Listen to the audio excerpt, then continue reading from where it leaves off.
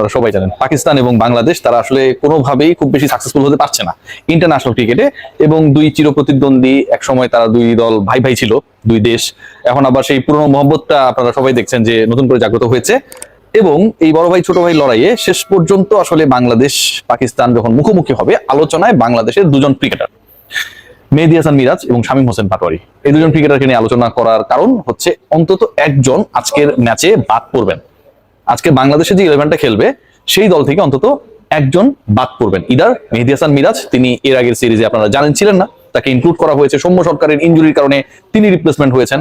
ব্যাখ্যা দেওয়া হয়েছে যে মিডল অর্ডারে আসলে বাংলাদেশের ব্যাটাররা ভালো করতে পারছেন না, সেই কারণে মেহেদী হাসান মিরাজকে দরকার।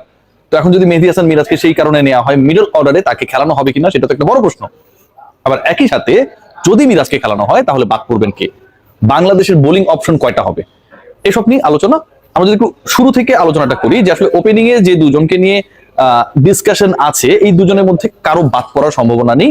ওপেনারই রয়েছেন এই মুহূর্তে দুইজন, কারণ সৌম্য সরকার আপনারা সবাই জানেন, আলিয়ার আমি বলছিলাম যে ইনজুরির কারণে তিনি আসলে নেই। মেহেদী হাসান মিরাজ ওই ভ্যাকেন্সিটা ফুলফিল করেছেন।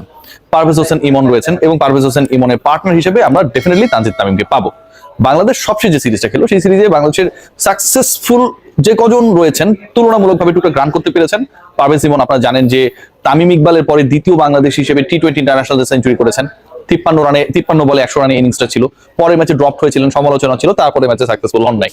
আবার যদি আমরা খেয়াল করে দেখি, তানজিদ হাসান তামিম তিনি প্রথম ম্যাচে খুব একটা সুবিধা করতে না পারলেও পরের দুই ম্যাচে তিনি ভালো খেলেছেন। এরপর স্পটটা নাজমুল হোসেন শান্ত, নাজমুল হোসেন শান্তকে ড্রপ না করার কোনো কারণ নেই, তিনি এই ম্যাচে থাকছেন না।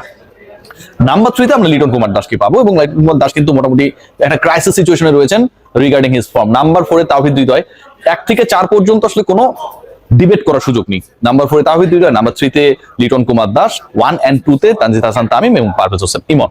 নাম্বার 5 দ্য ভাইটাল পজিশন, যেই পজিশনে আমরা দেখেছি শাক মেহেদীকে খেলানোর চেষ্টা করা হয়েছিল। শাক মেহেদী এর আগে কখনোই ইন্টারন্যাশনাল টি-20-তে নাম্বার 5-এ ব্যাট করেন নাই, কিন্তু একটা বিশেষ প্রজেক্ট নেওয়া হয়েছে, সেই প্রজেক্টের অংশ হিসেবে ভাইস ক্যাপ্টেন তাকে বানানো হয়েছে।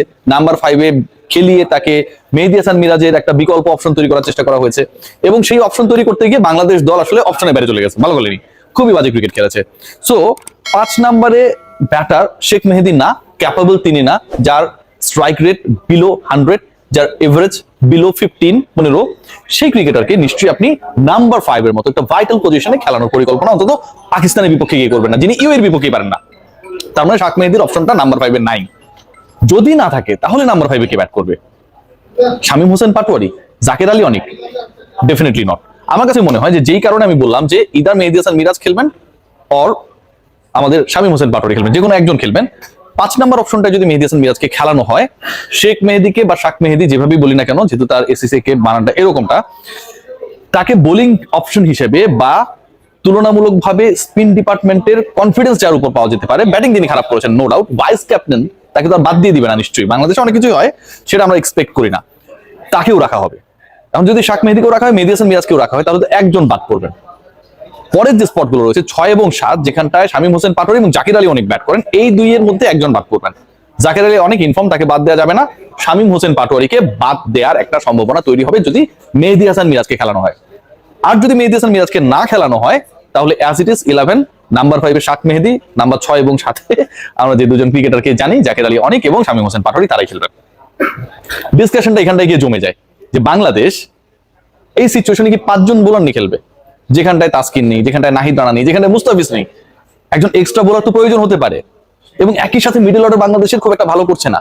এই দুটোকে আমরা প্লাস করলে importance of Mehedi Hasan Miraz to be the part of the 11 অনেক বেশি ইনক্রিজ করে। সো আমার কাছে মনে হয় যে মেহেদী হাসান মিরাজকে খেলিয়ে শামীম পাটোয়ারিকে ড্রপ করা হবে। বাংলাদেশের ব্যাটিং এবং বোলিং এ দুদিক থেকেই একটা ব্যালেন্স সিচুয়েশন তৈরি হবে। ইন দ্যাট কেস বাংলাদেশ দল 6 জন বোলার নিয়ে খেলবে। আবার মেহেদী হাসান মিরাজের ব্যাটিংটা আপনি পাচ্ছেন, শেখ মেহেদীর বোলিংটা আপনি পাচ্ছেন। তাহলে শামীম পাটোয়ারি বাদ পড়লে স্পিন ডিপার্টমেন্টে রিশাদ, শাক মেহেদী, মেহেদী হাসান মিরাজ 3 জন, এবং পেস বোলিং ডিপার্টমেন্টে যেহেতু আমাদের মুস্তাফিজ নেই, আপনারা সবাই জানেন, তাসকিন নেই, নাহিদ রানা উইথড্র করে নিয়েছেন, পুরো ভরসা রাখতে হবে বাংলাদেশের ব্যাকআপ বেঞ্চে শর্টার ফরম্যাটে যারা রয়েছেন। অনেক আলোচনা হয় বাংলাদেশের পেস বোলিং ডিপার্টমেন্ট খুবই ভালো, বাংলাদেশের পেস বোলিং এর ব্যাকআপ খুবই ভালো, দিস সিরিজ আই থিঙ্ক সেটা একটা এসিড টেস্ট হয়ে যাবে। হাসান মাহমুদ থাকবেন, শরীফুল ইসলাম থাকবেন, তানজিম সাকিব থাকবেন। এটা হচ্ছে আমার কাছে মনে হয় এই তিনজনের সাথে যদি রিশাদ থাকেন তাহলে 4টা হয়ে গেল, শেখ মেহেদী, শাক মেহেদী যেভাবেই বলি আরেকটা হয়ে গেল অপশন 5টা, মেহেদী হাসান মিরাজ 6টা, এবং যেই 5জন ব্যাটারের কথা আমরা আলোচনা করেছি শুরুতে তারা।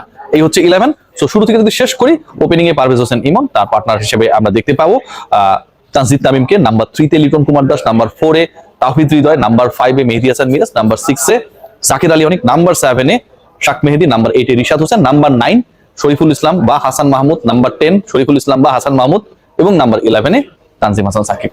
এরকম 11 নিয়ে বাংলাদেশ হয়তো নামবে মনে হচ্ছে তাই। তবে আমাদের মনে হওয়ার সাথে অনেক ক্ষেত্রেই মেলে না বাংলাদেশে কর্মকাণ্ড করে। শুভকামনা টিম টাইগার্সের জন্য, বড় ভাইকে হারিয়ে দেন, টেক গ্রেট কেয়ার।